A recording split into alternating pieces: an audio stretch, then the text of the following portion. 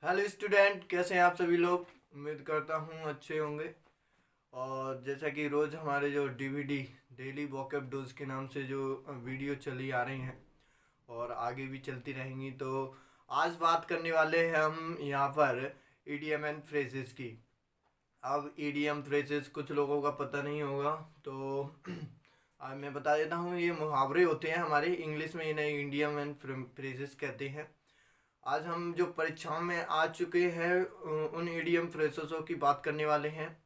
तो आज का जो टॉपिक है वो है हमारा ईडीएम एंड फ्रेजेस।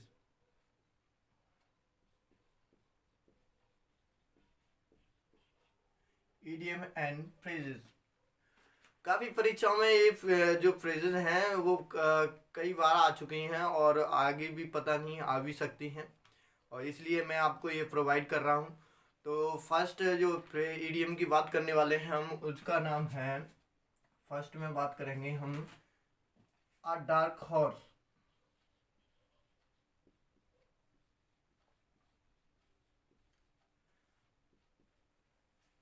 जो मेरे छोटे स्टूडेंट हैं उनको मैं बता दूं कि यहाँ जो अपना लोचा नहीं लगाना, कि जैसे कहा तुमने कि डार्क यानी गहरा और हॉर्स यानी घोड़ा, तो गहरा घोड़ा, ये इसमें कुछ नहीं होता। ये मुहावरे जिस तरीके से मुहावरे हिंदी में होते हैं उसी तरीके से ये भी ईडियम फ्रेजेस यहाँ मुहावरे हैं। इनका अर्थ कुछ अलग निकलता है, पढ़ते कुछ अलग हैं। तो आ डार्क हॉर्स का मतलब होता है कोई छुपा रुस्तम। क्या कह सकते हैं? छुपा रुस्तम। कोई काम बिना बताए हुए हो रहा है तो वो कहलाता है छुपा रुस्तम, और उसी को इंग्लिश की ईडीएम एंड फ्रेजेस में बात करें तो उसे कहते हैं आ डार्क हॉर्स। क्या कहते हैं? आ डार्क हॉर्स। आया कुछ समझ में स्टूडेंट? तो फर्स्ट हो गया कंप्लीट। दूसरे की बात कर लेते हैं। तो दूसरा है हमारा यहाँ डाउन द ड्रेन। क्या कहते हैं? Down the drain. Down the drain का मतलब होता है कोई कार्य कर रहे हैं और उसमें हम व्यर्थ हो जाए, उसका होना, जो हम उनके जैसे कोई कार्य किया और वो सफल नहीं हुआ, तो उसकी जो मेहनत है वो कैसी हो जाती है? व्यर्थ हो जाती है। तो उसी का मतलब होता है व्यर्थ हो जाना। डाउन द ड्रेन का मतलब होता है व्यर्थ हो जाना। कड़ी मेहनत से हम कोई काम कर रहे हैं और उससे कोई सफलता नहीं मिल रही है, तो वो व्यर्थ हो जाती है और उसे कहते हैं डाउन द ड्रेन। क्या कहलाएगा? Down the drain. अगले एक बात कर लेते हैं ईडीएम की। तो अगला ईडीएम है हमारा, वो है cool as cucumber. Cool as a cucumber. और यहाँ ककम्बर की बात कर ले तो ककंगर होता है हमारा वो खीरा टाइप का होता है, बहुत शांत स्वभाव का होता है, तो इसे कहते हैं कूल एज सॉरी ककम्बर कहते हैं। क्या कहते हैं? ककम्बर, खीरा। तो कूल एज ककम्बर का मतलब होता है बहुत शांत स्वभाव या शांत प्रिय जो लोग होते हैं उन्हें कहते हैं कूल एज ककम्बर। शांत स्वभाव या व्यवहार करने वाले, या स्वभाव लिख देते हैं हम, स्वभाव, शांत स्वभाव या शांति प्रिय। शांति प्रिय, शांति प्रिय। कूल एज ककम्बर का मतलब होता है बहुत नाजुक या नरम टाइप के होते हैं, उन्हें कोई गुस्सा टाइप का नहीं हो, उन्हें कहते हैं कूल एज अ ककम्बर, शांत स्वभाव। अगला बात कर लेते हैं अगले ईडियम की। तो अगला ईडियम है हमारा यहाँ ब्रेक द आइस। क्या है? Break the ice. Break the ice. Break the ice का मतलब क्या होता है? तो ब्रेक द आइस का मतलब होता है यहाँ पर कोई महत्वपूर्ण कार्य है और उसकी हम शुरुआत कर रहे हैं। कुछ हमारे लिए कुछ महत्वपूर्ण कार्य होते हैं, उन्हीं को अगर उनकी हम शुरुआत कर रहे हैं तो वो कहलाता है ब्रेक द आइस। क्या कहलाएगा? Break the ice. महत्वपूर्ण कार्य की शुरुआत करना, महत्वपूर्ण कार्य की शुरुआत करना, शुरुआत करना। महत्वपूर्ण कार्य की शुरुआत करते हैं उसी को हम इडियम या फ्रेजेस में कह सकते हैं break the ice, sorry break the ice. क्या कहलाएगा? Break the ice. Break the ice का मतलब होता है महत्वपूर्ण कार्य की शुरुआत करना। अगले वर्ड, अगले इडियम की ओर चलते हैं। तो अगला इडियम है the bottle neck, the bottle neck. Neck यानी तो नाक होता है, मगर यहाँ पर कुछ अर्थ अलग है। तो द बोल्डर नेक मतलब होता है बाधा या रुकावट। कोई पर्सन ने आपके काम में बाधा डाला है, रुकावट डाला है, उसे कहते हैं द बोटल नेक। क्या कहलाता है? द बोटल नेक। आया कुछ समझ में स्टूडेंट? आगे बात करते हैं, आगे बात की है 6 नंबर पर। तो अगला है the spill, sorry spill the beans. क्या कहलाएगा? स्पील, क्या कहलाएगा? Spill the beans, spill the beans, spill the beans. Spill the beans का मतलब होता है कोई रहस्य उजागर कर रहे हैं या किसी की जो बातें हैं उनको उजागर करना, उनको सभी के सामने प्रकट करना होता है, उसे कहते हैं स्पील द बीन्स। क्या कहलाएगा? Spill the beans.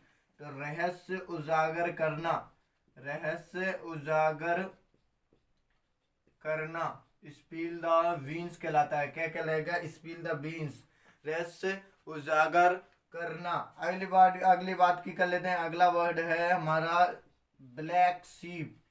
अब कुछ बच्चे इसमें थोड़ा अपना दिमाग लगा सकते हैं मगर गलत जाएगा।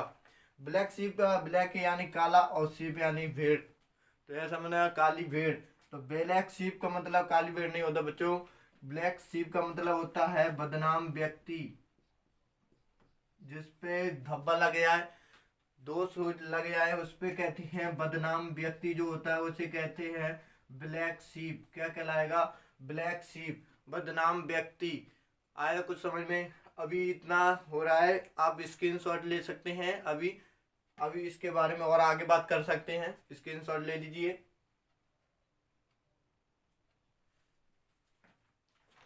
हाँ, तो अब इसमें आगे और बात कर लेते हैं। तो अगला जो वर्ड है 8वीं नंबर, 8वां चल रहा था या 8 चल रहा था जो भी, उसका नाम है to beat the air, to beat the air, to beat the air. Beat the air का मतलब होता है कोई व्यर्थ का प्रयास, कोई कार्य कर रहे हैं उसमें कुछ मतलब नहीं निकल रहा उसको करने का, बेफालतू में किसी काम को करे जा रहे हैं, तो वो होता है टू बीट द एयर। आजकल बहुत ज़्यादा इसका लोग उपयोग करते हैं। कोई काम है, कोई मतलब नहीं है उसका करने का, मतलब उसको करते जा रहे हैं, करते जा रहे हैं, तो वो कहलाता है टू बीट द एयर। व्यर्थ का प्रयास करना, व्यर्थ का प्रयास करना, टू बीट द एयर, व्यर्थ का प्रयास करना। अगले और बात कर लेते हैं। तो एक वर्ड है in black and blue, in black and blue. जो मेरे छोटे स्टूडेंट हैं उनको मैं बता दूं, यहाँ पर मतलब इसका ये मत निकाल देना कि ब्लैक यानी क्या हो गया? काला, और ब्लू यानी हो गया नीला। तो ब्लैक और नीला, सॉरी काला और नीला, ऐसा कोई अर्थ नहीं यहाँ निकलता। मैंने बता दिया आपको, मुहावरे हैं ये, पढ़ते हम कुछ और हैं और निकलता कुछ और है। तो यहाँ इन ब्लैक एंड ब्लू का मतलब होता है ऐसी मार पीट करना, मार मार के उससे लाल पीला कर देना, तो उसे कहते हैं ब्लैक एंड ब्लू। मार पीट करना, या कैसे मार पीट नहीं लगे यहाँ, आपको याद जल्दी हो जाएगा। तो लाल पीला कर देना, मार कर लाल पीला कर देना, मार कर लाल पीला कर देना, लाल पीला कर देना, मार पीट कर, सॉरी यहाँ मार पीट कर लिख देता हूँ मैं, यहाँ मार पीट कर लाल पीला कर देना, उसे कहते हैं black and blue. In black and blue का मतलब मार पीट कर लाल पीला कर देना होता है, उसे कहते हैं इन ब्लैक एंड ब्लू। अगली बात कर लें आज के लास्ट वर्ड की। आज हम 10 ही इन वर्ड्स को पढ़ने वाले हैं और आगे भी अगली वीडियो में देंगे आपको। तो 10th वाला जो है उसे कहते हैं एक्लेज हील्स। एक्लेज एक्लेज हील्स। एक्लेज हील का मतलब होता है, अब आपका हील यानी तो ऊंची या एड़ी की सेंस में होती हैं, उन्हें कहते हैं, या ऊंची ऊंची जो सैंडलें होती हैं उन्हें कहते हैं। तो उसी के तौर पर आप इसको बहुत आसानी से याद कर सकते हैं। हील होती है, हील ऊंची होती है, उसे कहते हैं। उसी के टाइम में अगर ऊंची होगी तो कमज़ोर होगी, और कमज़ोर होगी तो टूटने में बड़ी पैर पे पैर गिरने में बहुत दिक्कत होगी। तो हील यानी होती है एक्लेज हील्स, मतलब होती है कोई चीज़ कमज़ोरी है किसी की, या कमज़ोरी किसी की कमज़ोरी होती है, कमज़ोर होना होता है, उसे कहते हैं एक्लेज हील्स।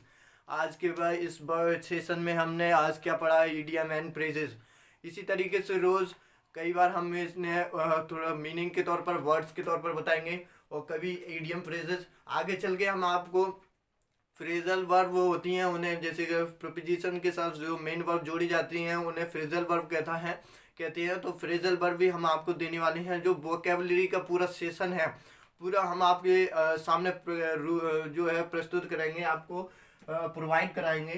तो वीडियो को अंत तक देखें और लाइक शेयर सब्सक्राइब जरूर करें। बेल आइकन को दबाना ना छोड़ें ना, ताकि आगे जो नोटिफिकेशन है रोज़ आपको इसी समय मिलता रहेगा। तो आपके सभी जो साथी हैं उनको ये वीडियो को प्रोवाइड करें, शेयर करें। तब तक के लिए धन्यवाद।